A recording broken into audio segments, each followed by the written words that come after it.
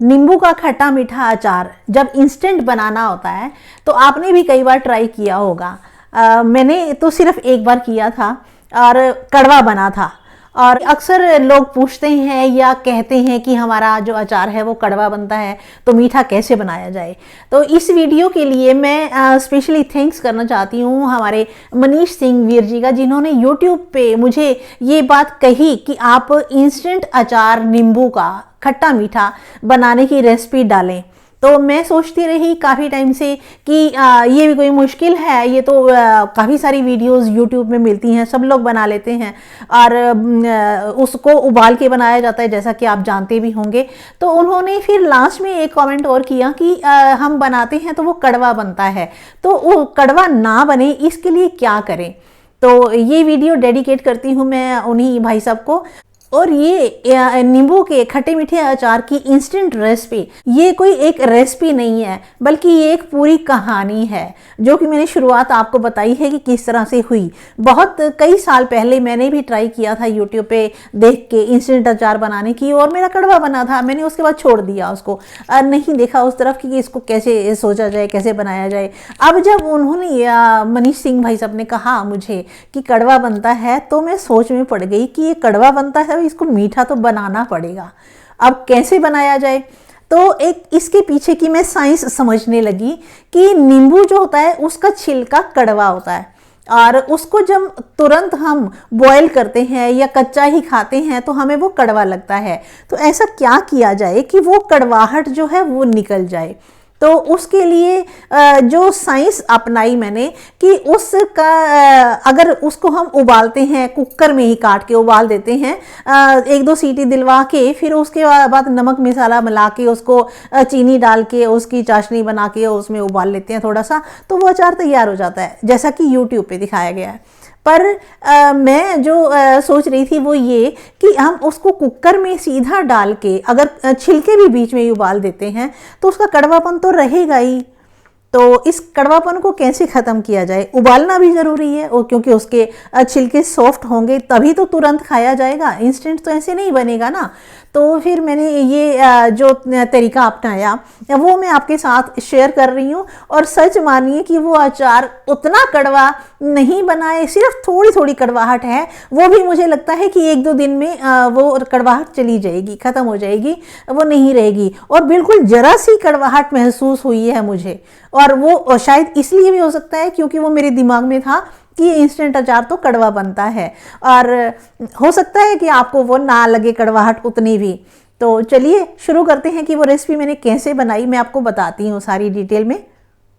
यहाँ पर जो मैंने नींबू लिए हैं वो हैं पतले छिलके वाले। जैसा कि छिलका अगर मोटा होगा तो कड़वाहट ज़्यादा होगी, छिलका पतला होगा तो कड़वाहट कम होगी।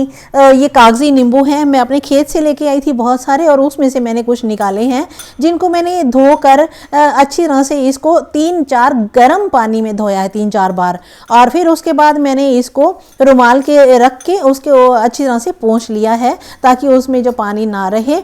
और इसको हमने कोई ऐसा भी नहीं है कि हमने इसको धूप में सुखाना है, सिर्फ इसका पानी पहुंचना है। और फिर इसके बाद मैंने इसको काट लिया है, पीस आपके हिसाब से हो सकते हैं, छोटे बड़े जैसे आप चाहें, लेकिन इनके पीस करने के साथ साथ मैंने बीज भी निकाल दिए हैं, क्योंकि बीज भी एक कारण बनता है नींबू के अचार का कड़वा बनने का।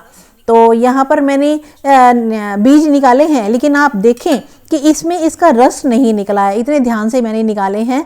अगर आपके पास इसका रस निकलता है तो आप उस रस को छान कर एक अलग कटोरी में रख लें, क्योंकि उसको भी हम यूज़ करने वाले हैं, वेस्ट नहीं करना है। आप जो अचार बनाते हैं नींबू का इंस्टेंट उबाल के, वो कड़वा बनता है या नहीं बनता है, आप ये कमेंट बॉक्स में मुझे बताना ज़रूर। इसके लिए आपको एक चौड़ी कढ़ाई में पानी लेना है और उसके ऊपर ऐसा इंतज़ाम करना है कि जिसके ऊपर हम इन नींबुओं के पीसीज को रख सकें, उबाल सकें, लेकिन उसका रस जो है वो वेस्ट ना जाए, उसका रस निकल कर नीचे ना जाए। इसीलिए हमने इस तरह से एक जाली ले ली है और नींबुओं को इस तरह से सेट करना है कि इसका छिलके वाली साइड नीचे रहे, ताकि छिलका सॉफ्ट होता रहे और उसका जो कड़वाहट है वो नीचे कढ़ाई में गिरती रहे, लेकिन लेकिन नींबू का जो रस है वो उसके ऊपर ऊपर छिलके के ऊपर ही रहे, वो बहकर नीचे पानी में ना जाए। तो इस तरह से हमने ये थोड़ी सी सेटलमेंट करनी है कि हमने इसके पल्प को और इसके रस को नहीं जाने देना है, और जबकि इसके छिलके को सॉफ्ट भी कर लेना है और कड़वाहट भी निकाल देनी है। तो हमें इस तरह का थोड़ा सा जुगाड़ लगाना पड़ेगा। और अगर ये मेरी होती है दूध वाली छलनी जो होती है वो मैंने रखी है, कढ़ाई के हिसाब से मैंने ऐसी ली है जो उसके सेंटर में आए उसके साइज़, और ऊपर से उसका ढक्कन भी होना चाहिए, क्योंकि हम इसको स्टीम कर रहे हैं तो उसका ढक्कन होगा तभी हो पाएगा। अगर स्टीम नहीं करेंगे तो नींबू का रस सूखता जाएगा और वो अच्छी तरह से स्टीम नहीं हो पाएंगे। तो यहाँ मैं थोड़ी देर बाद, मतलब कोई 10 मिनट के बाद मैं ये चेक कर रही हूँ, ये इसका छिलका जो है सॉफ्ट हो चुका है।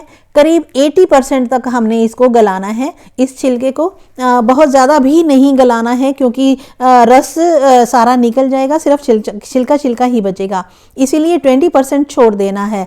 और इसको ढक कर हम रख देते हैं एक साइड पे। तब तक हम तैयारी कर लेते हैं इसकी चाशनी बनाने की। चाशनी बनाने के लिए मैंने 1/3 कटोरी चीनी डाली है और उसका भी 1/4 पानी डाला है इसमें। तो ये मैं थोड़ा सा ही बना रही हूँ, क्योंकि जितने मैंने आपको नींबू दिखाए हैं उससे मैंने 3 रेसिपीज़ बनानी है नींबू की, तो इसीलिए मैंने चीनी भी थोड़ी डाली है और उसमें पानी भी थोड़ा डाला है। लेकिन अभी मुझे ये लग रहा है कि ये जो चीनी है उसमें पानी बहुत कम है, और इसका मैंने सेक भी आप देख रहे हो कम कर रखा है। अगर ये ज़्यादा कम पानी रहेगा, चीनी ज़्यादा रहेगी, तो ये चाशनी तार वाली तैयार हो जाएगी। इसीलिए मैंने इसमें जितना पानी पहले डाला था उतना ही पानी और डाल दिया है, ताकि ये आराम से थोड़ा पतली पतली रहे, क्योंकि उबलने के बाद फिर भी ये गाढ़ी होती जाएगी। अब ये सारी मेल्ट हो चुकी है चीनी इसमें, तो इसका जो फ्लेम है वो भी मैंने लो कर दिया है, लो से थोड़ा सा ऊपर ही है। और इसमें अब मैं डाल रही हूँ नमक मैंने 1 चम्मच छोटा चम्मच सफ़ेद और 1 चम्मच काला छोटा मिला के रखा है, वो मैंने इसमें डाल दिया है। और ये जो मसाले मैं डाल रही हूँ इसमें, ये हैं आम के अचार के लिए मैंने बना के रखे हुए थे, मेरे पास बचे पड़े थे, मैंने सोचा यही डाल देती हूँ। आपको कोई और डालने हैं मसाले तो वो डाल सकते हैं अपने हिसाब से। और इसके बाद मैं डाल रही हूँ थोड़ी सी काली मिर्च, क्योंकि स्पाइसी बनाना है इसको, और स्पाइसी बनाने के साथ साथ इसको डाइजेशन के लिए भी बढ़िया बनाना है, हाजमेदार भी बनाना है। नींबू का अचार खट्टा मीठा हाजमा तो करता ही है, इसलिए मैं इसमें लाल मिर्च डालने की बजाय डाल रही हूँ थोड़ी सी देगी मिर्च। पहले थोड़ी सी डाल के देखती हूँ रंग कैसा बनता है, और अगर ज़रूरत पड़ेगी तो डालेंगे, नहीं तो नहीं डालेंगे। तो मैं लाल मिर्च कुटी हुई नहीं डाल रही हूँ, स्पाइसी बनाने के लिए काली मिर्च डाल दी और रंग बनाने के लिए देगी मिर्च डाल दी। तो ये हमारी ये मसालेदार चाशनी तैयार है। अब इसमें डाल देते हैं नींबू जो हमने स्टीम करके रखे हुए हैं। और मैं जैसा कि मैंने आपको बताया कि थोड़े से ही बना रही हूँ, अचार ज़्यादा नहीं लगता है, और मैं 3 तरह के अचार बना रही हूँ और इंस्टेंट बना रही हूँ, जब मर्जी बना सकते हैं, इसलिए मैं थोड़ा सा बना रही हूँ। वैसे अगर आप इसको रखना चाहेंगे तो आपका 5 साल तक भी ख़राब नहीं होगा। तो अब इसमें हल्दी भी डाल देते हैं, चलिए, रंग हल्दी से भी तो आता है। थोड़ी सी हल्दी डाल दी है, और नमक मैंने टेस्ट किया था, मुझे थोड़ा सा कम लगा था, इसलिए मैंने थोड़ा सा नमक भी इसमें और ऐड कर दिया है। आप अपने स्वाद के अनुसार कोई भी मसाले तैयार कर सकते हैं, डाल सकते हैं। तो हमने इसको अब लो मीडियम के बीच में फ्लेम रखनी है और इसको थोड़ा सा उबालना है, ताकि जो 20% हमारे नींबू कम गले थे उनको भी पूरा गलने का टाइम मिल जाएगा। और रंगत थोड़ी सी और बनाने के लिए देगी मिर्च और डाल दी है मैंने। तो इस तरह से एडजस्ट करते जाएं आपको जैसा भी चाहिए। और तरीका यही है कि इसमें कड़वाहट नहीं रहनी चाहिए, और ये गला हुआ सही होना चाहिए, परफेक्ट होना चाहिए, ना कम ना ज़्यादा। तो यहाँ पर अब उबाल आना शुरू हो गया है। इसमें थोड़ी देर इसको बिना ढके हिला देते हैं, ताकि ये इसके मिर्च मसाले चीनी सारी नींबू एक सार हो जाएं। और फिर लो फ्लेम करके, मतलब सबसे कम करके, इसको ढक के रख देते हैं थोड़ी देर के लिए। थोड़ी देर मतलब 2-3 मिनट के लिए, बस इससे ज़्यादा नहीं। तो 2-3 मिनट के बाद चेक करते हैं हम कि ये कैसा बना है। तो अब ये हम देख रहे हैं कि ये मिक्स होना शुरू हो गया है, चाशनी भी गाढ़ी होनी शुरू हो गई है। तो अब कोई आधे मिनट के लिए या पौने मिनट के लिए और इसको रहने देते हैं। तो देखिए ये अब बिल्कुल परफेक्ट तैयार हो चुका है। हमें ऐसा ही तो चाहिए, इतनी ही गाढ़ी होनी चाहिए। और थोड़ी सी हम ठंडी करेंगे ना जब इसको, तो ये और भी गाढ़ा हो जाएगा। अब इसमें पानी हमने जितना डाला था वो सारा का सारा इवेपोरेट हो चुका है। तो यहाँ पर तैयार हो चुका है। ठंडा होने के बाद हम चलो चेक भी कर लेते हैं कि ये इसका टेस्ट कैसा है और ये गला हुआ कितना है। अब मैं इसको तोड़ के देख रही हूँ, तो ये परफेक्ट गल चुका है 100%। ना ज़्यादा गला है ना कम गला है, और इसका टेस्ट भी बहुत बढ़िया है, बहुत ही स्वादिष्ट बना है। जैसा कि आप जानते हैं, अगर स्वादिष्ट ना बनता तो मैं आपके साथ ये रेसिपी शेयर भी ना करती। तो यहाँ पर 2 तरह के रेसिपीज़ तैयार हो चुकी हैं अभी तक। जो राइट साइड को है वो तो है खट्टा मीठा इंस्टेंट, और जो लेफ़्ट साइड को है वो है तेल वाला नींबू का अचार। इसकी रेसिपी भी मैं आपके साथ शेयर करूँगी। तो ये थी रेसिपी। मैंने जिस तरह से उस अचार को कड़वा नहीं बनाया, मतलब कड़वा होने से बचाया। तो आपको ये रेसिपी कैसी लगी, ये ट्रिक, ये टेक्निक कैसी लगी, तो मुझे प्लीज़ बताना ज़रूर। और अगर अच्छी लगी हो तो आप अपनों के साथ, अपने परिवार के साथ, रिश्तेदारों के साथ, दोस्तों के साथ इसको शेयर ज़रूर कर देना, ताकि वो भी इस टेक्निक का फ़ायदा उठा सकें। और वीडियो अच्छी लगी है तो लाइक भी कर देंगे, मुझे विश्वास है, और लाइक कर देंगे तो शेयर तो ज़रूर करेंगे ही। तो अगर आपने अभी तक सब्सक्राइब नहीं किया है तो इसको सब्सक्राइब करके ज़रूर जाना, नहीं तो सारी रात आपके कानों में घंटियां बजती रहेंगी। और इसके घंटी का बटन ऑल वाला भी ज़रूर दबा देना। इसके साथ मैंने 2 रेसिपीज़ और भी बनाई हैं नींबू के अचार की।